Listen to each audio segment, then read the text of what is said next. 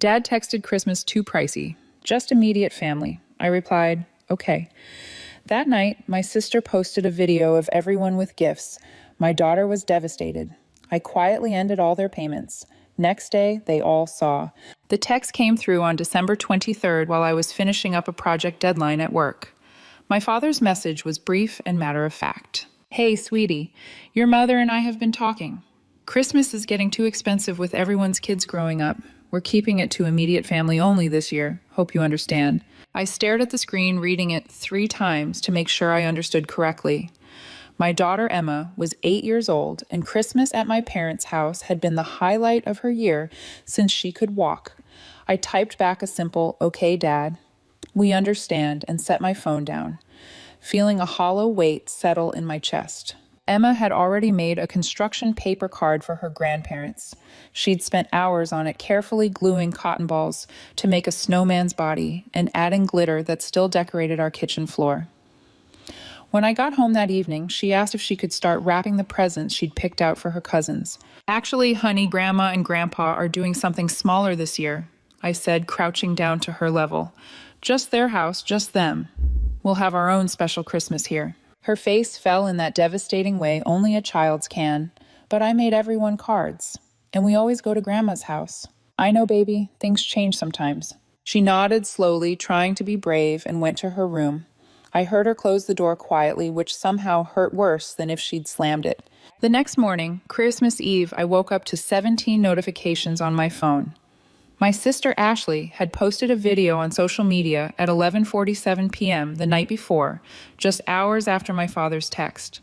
The thumbnail showed my parents' living room decorated exactly as it always was, with a massive tree my father insisted on cutting down himself every year. I pressed play with trembling fingers. There was Ashley's husband, Brett, handing out gifts. There were my parents smiling as Ashley's twins, Oliver and Ruby, tore into presents. My brother Nathan's kids were there too, his daughter Chloe, sitting on my mother's lap while my father adjusted the camera. The stockings hung on the mantel, each one labeled with a family member's name. I counted them twice. Ashley's family, Nathan's family, my parents. No stocking for Emma, no stocking for me. The video went on for 4 minutes. I watched my nephew Tyler get the exact gaming system Emma had circled in every catalog that came to our house. I saw Ruby unwrap American Girl dolls. I heard my mother's laugh as she helped Oliver assemble some kind of robot kit. The caption read, "Blessed to have these magical Christmas Eve traditions with the people who matter most."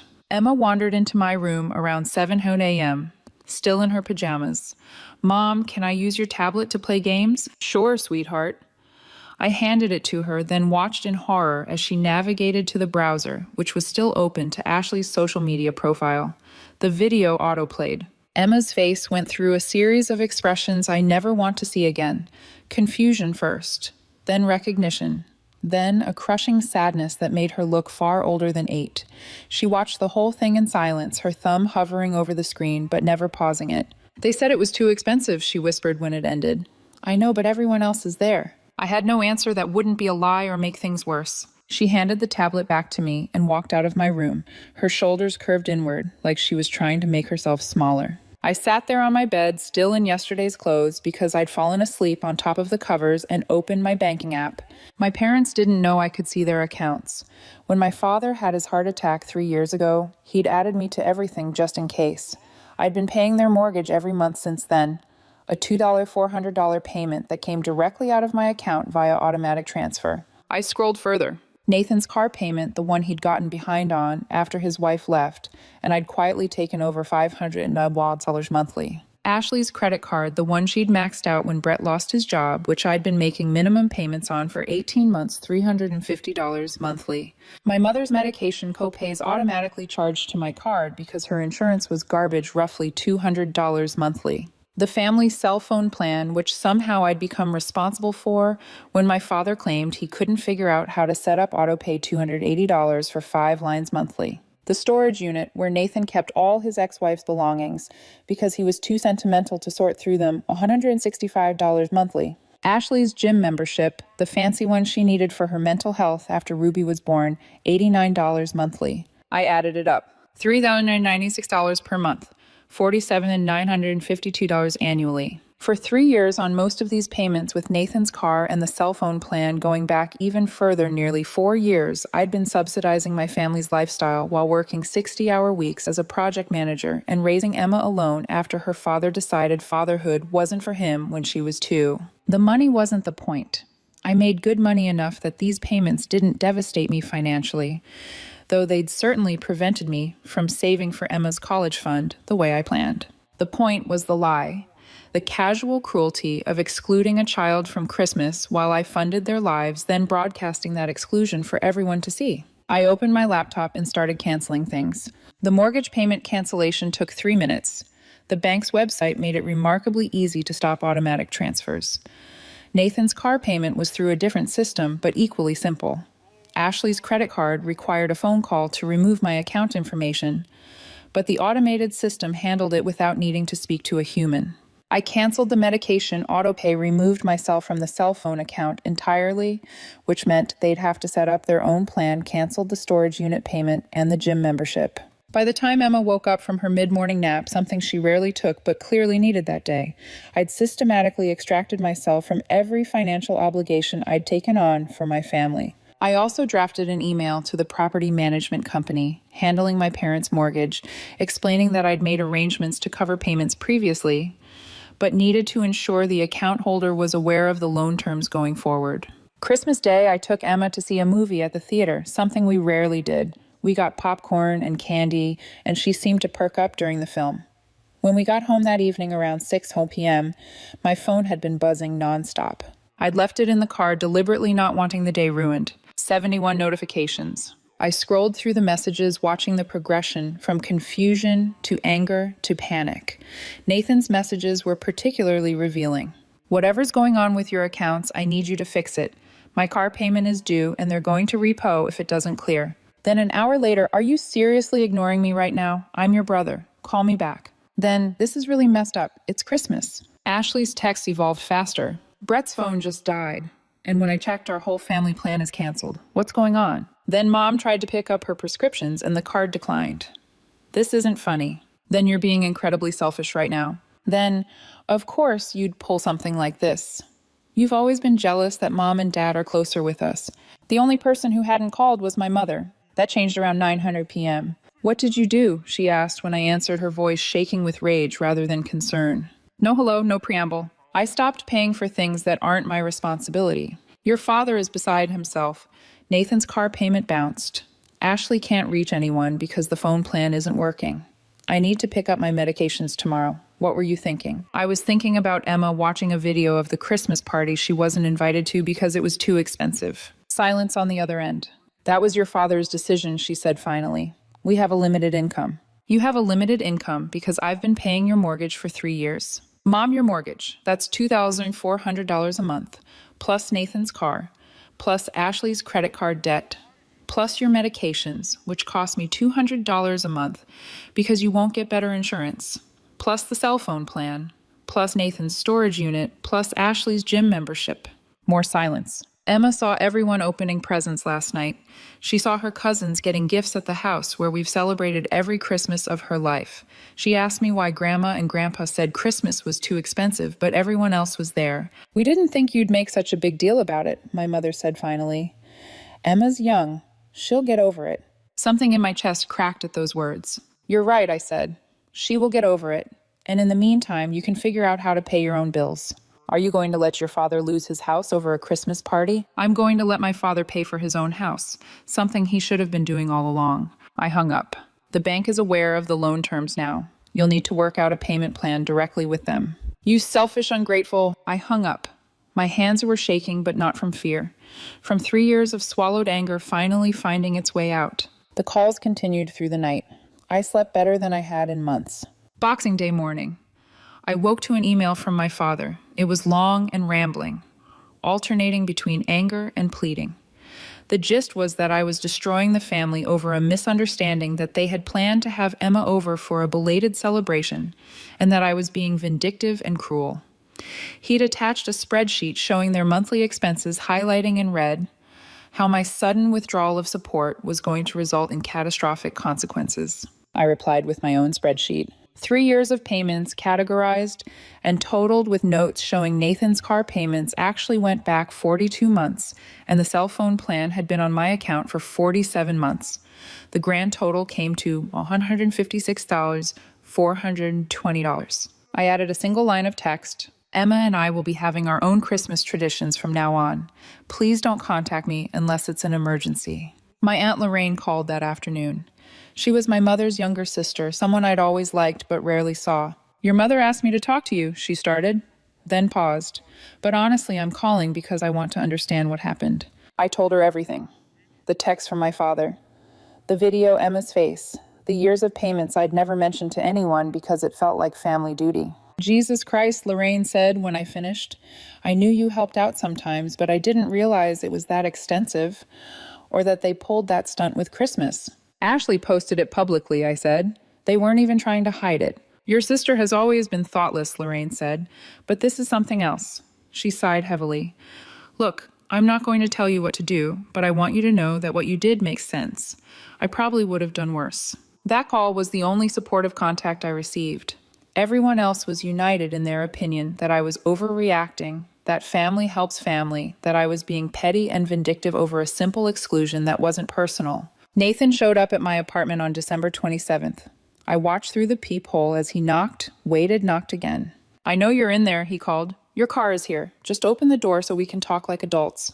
I didn't open it. After 15 minutes, he left.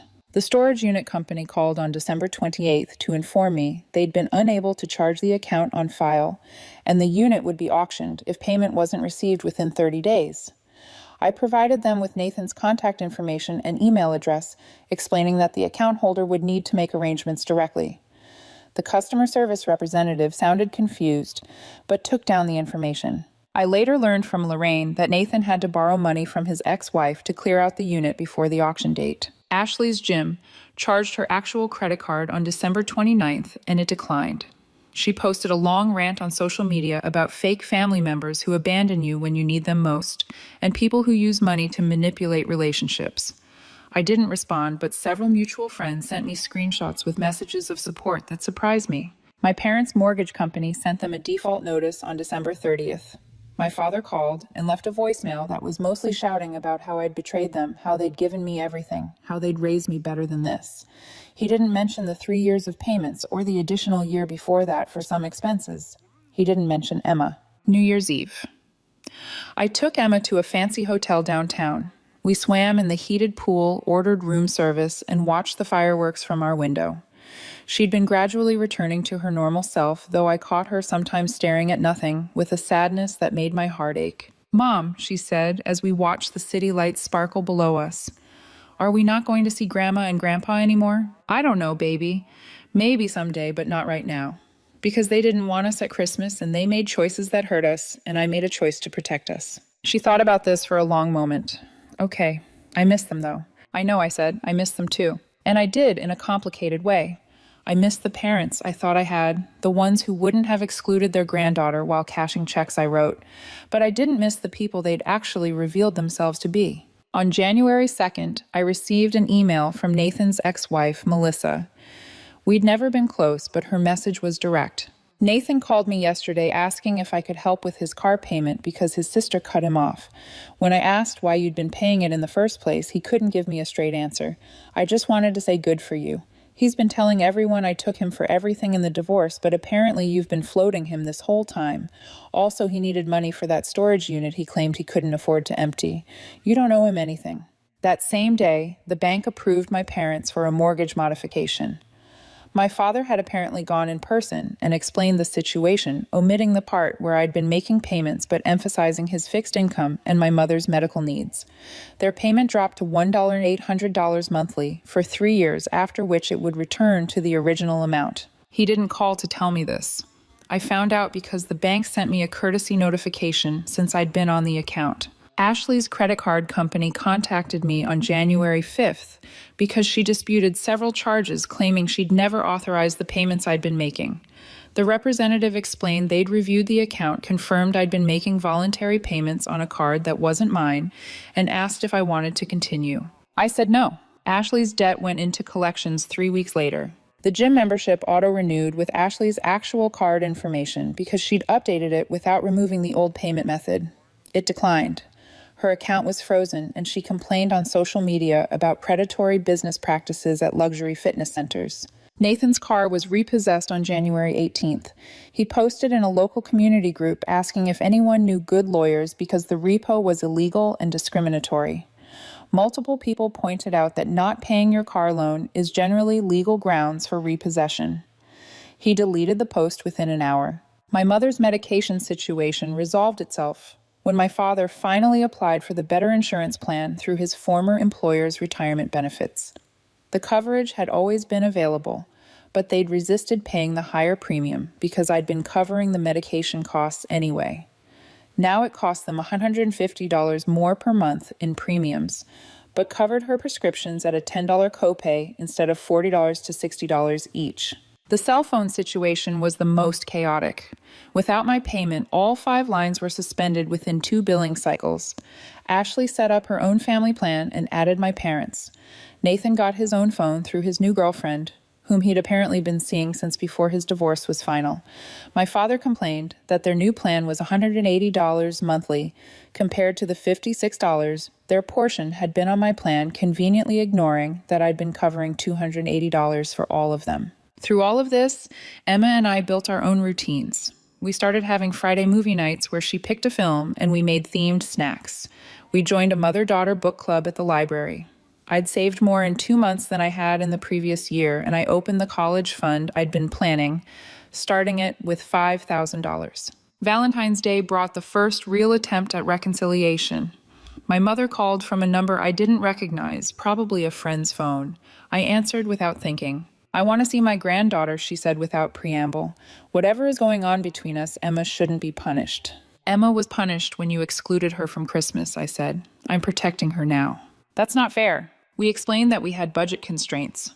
"While I paid your mortgage," I said, "while I covered Nathan's car and Ashley's debt and your medications and the cell phone plan and everything else, you had budget constraints because you were spending money on everyone who was at that party, just not on us. You didn't realize that seeing everyone else celebrate without her would hurt. You didn't realize that lying about why we were excluded would be cruel, or you didn't realize I'd find out." Silence. "Your father wants to talk to you." "I don't want to talk to him. He's your father. You owe him respect." That word. As if my entire relationship with my family had been reduced to a balance sheet of debts and obligations. "Tell him to send an email," I said, and hung up. The email arrived 2 days later. It was shorter than his first one, less angry, more calculating. He acknowledged that perhaps they'd handled Christmas poorly. He suggested we all sit down for a family meeting to clear the air and move forward. He mentioned that Emma deserved to have her grandparents in her life. He noted that families forgive each other. He didn't apologize. He didn't acknowledge the money except for one line. If there were financial arrangements that caused confusion, we should discuss those openly. Financial arrangements that caused confusion. As if I'd accidentally been paying their bills for 3 years through some banking error. I didn't respond to that email. March brought spring and my birthday. In previous years, my parents hosted a dinner. Ashley made her famous triple-layer cake, and Nathan organized some activity he thought was fun, but usually wasn't. This year, Emma and I went to a pottery painting studio and made matching mugs. We got ice cream afterward and watched the sunset from a park bench. My phone remained quiet all day. No calls, no texts, no messages. I'd expected some kind of contact, even just a cursory happy birthday text. The silence was its own message. Emma asked about it while we were eating dinner that night at her favorite pizza place. "Did Grandma and Grandpa forget your birthday? Maybe they're still upset with me." "That's mean," she said. "You're supposed to say happy birthday even if you're fighting." Out of the mouths of 7-year-olds? "You're right, honey. It is mean." "Do you miss them?" I considered lying, giving her the easy answer. But Emma deserved honesty. Age-appropriate, but real. "I miss the way things used to be, but I don't miss feeling like we didn't matter." She nodded solemnly, taking another bite of her pepperoni slice. "We matter to each other." "Yeah, baby, we definitely do." The property management company handling my parents' mortgage called me in April. The representative explained they'd missed 3 payments under their modified plan and were at risk of foreclosure. Since I'd previously been making payments, would I be willing to resume? "No," I said simply. The account holders are elderly and on a fixed income. Any assistance you could provide. They're 64 and 66, both in reasonably good health, with retirement income and Social Security, I said. They're not destitute, they're irresponsible. There was a pause. I understand. We'll proceed with our standard protocols. My father somehow got my work email address and sent me a message there which felt like a violation of a boundary I hadn't realized I needed to set. The subject line was urgent family emergency. The body of the email detailed their financial crisis, blamed me explicitly for creating it by withdrawing support, and demanded I contact him immediately. I forwarded it to HR with a note explaining this was a personal matter bleeding into my professional space and asking them to block his email address from our company system. They did, and also checked in to make sure I was safe and didn't need any additional support. The concern in my manager's eyes made me realize how abnormal my family situation had become. Ashley reached out through Instagram in May via a long message request since we were no longer friends on any platform. Her note was manipulative in its construction, starting with memories of our childhood, moving through expressions of confusion about what had gone wrong, and ending with accusations that I'd abandoned the family over a misunderstanding that could easily be resolved if I'd just communicate. She didn't mention Emma. She didn't mention Christmas. She especially didn't mention the 18 months of credit card payments I'd made on her behalf. I deleted the message without responding. Nathan apparently told his girlfriend the whole story because she sent me a friend request with a message. I don't know you, but Nathan has been talking about his sister who cut off the whole family over a Christmas party. And when I pressed him on details, the story didn't add up. He finally admitted you'd been paying for his car and a bunch of other stuff for years. Just wanted you to know I think you did the right thing. He needs to grow up. They broke up 2 weeks later. Nathan blamed me in a post that several mutual friends screenshotted and sent to me, suggesting I'd sabotaged his relationship. His ex-girlfriend commented on the post I broke up with you because you're a 35-year-old man who expected your sister to pay your bills and got mad when she stopped. Grow up. Summer came. Emma finished 3rd grade with excellent marks and a glowing report from her teacher. We took a vacation to the beach, something I'd always wanted to do, but never felt like we could afford. We built sandcastles, collected shells, and Emma learned to boogie board. She didn't mention her grandparents once during the whole trip. I posted a few photos on social media, mostly because I wanted to document Emma's joy.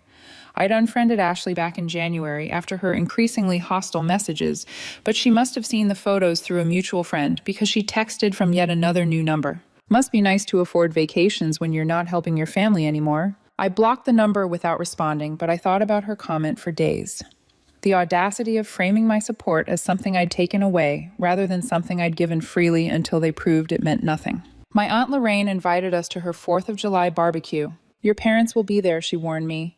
I can't not invite them, but I wanted you and Emma to come too. You shouldn't have to miss family events because of their behavior. I thanked her, but declined.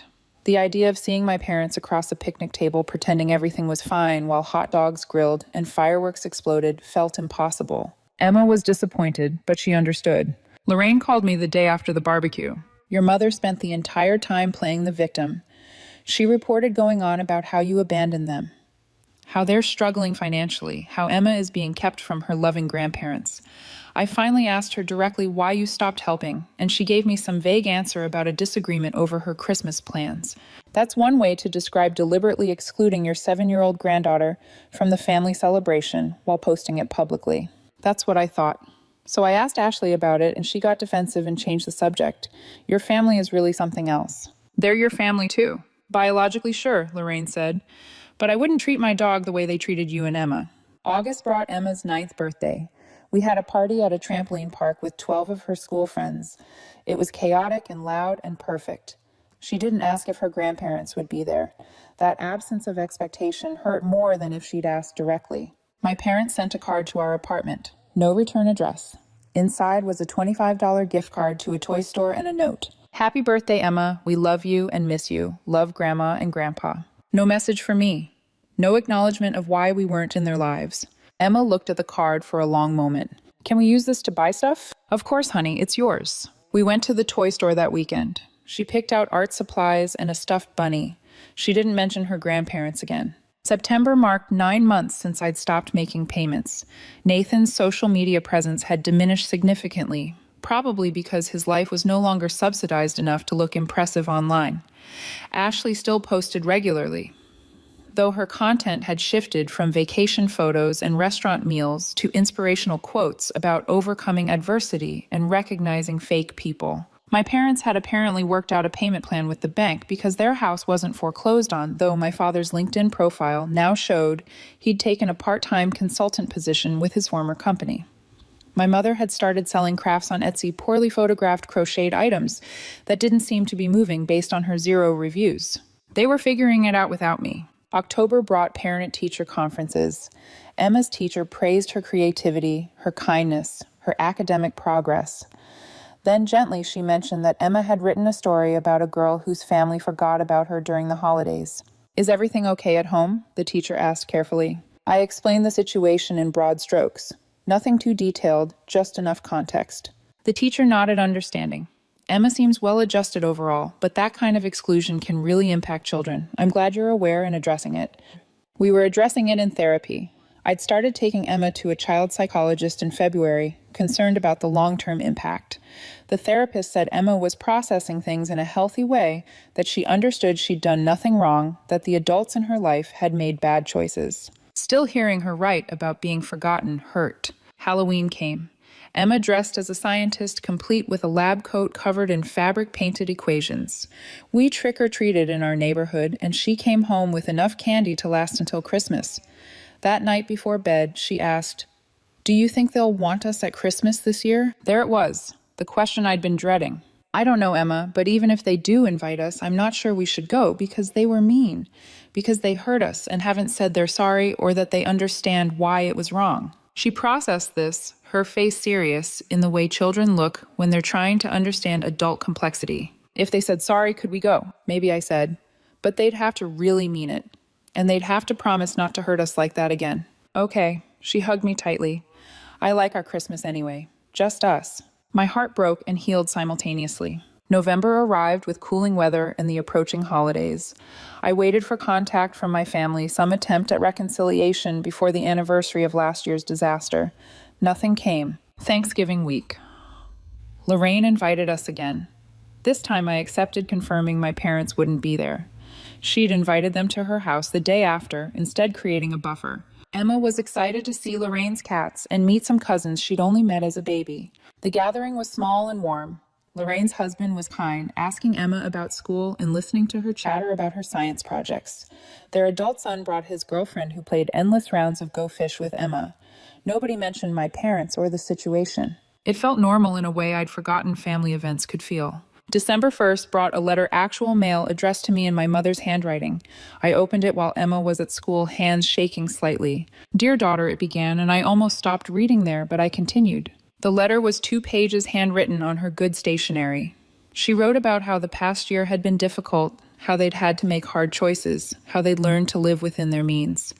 She mentioned my father's part-time work, her Etsy store, the ways they'd adapted. Then finally, "We understand now that we relied on you too heavily. We took advantage of your generosity and didn't recognize how much you were sacrificing for us. We especially understand that excluding Emma from Christmas while accepting your financial support was wrong. There's no excuse for how we handled that, and we're sorry." She went on to say they'd like to see us again, that they missed Emma terribly, that they hoped we could rebuild our relationship.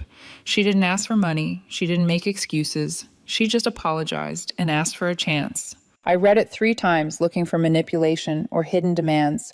It seemed genuine, but I'd been fooled before. I called Lorraine. "Did my mother tell you she was sending me a letter? She mentioned she was trying to figure out how to reach out to you." "Why?" I read her the letter over the phone. Lorraine was quiet for a moment after I finished. "That sounds like actual accountability," she said. "I'm shocked, honestly. Should I respond?" "That's entirely up to you.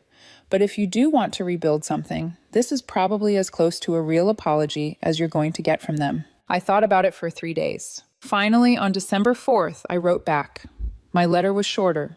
I acknowledged their apology and explained that trust had been broken badly enough that rebuilding would take time. I suggested we start with occasional phone calls with Emma, see how those went, and potentially move towards supervised visits in neutral locations. I was clear that financial support was permanently off the table and that they needed to maintain their own independence. I ended by saying I hoped we could eventually have a relationship again, but it would have to be one built on mutual respect rather than obligation. I mailed it on December 8th. Working up the courage to actually send it took a few more days, almost exactly a year after the original text. Emma and I decorated our apartment that weekend. We bought a small tree, and ornaments hung lights, and made paper snowflakes. She seemed lighter this year, less burdened by expectation or disappointment. We were creating our own traditions, just the two of us. December 10th.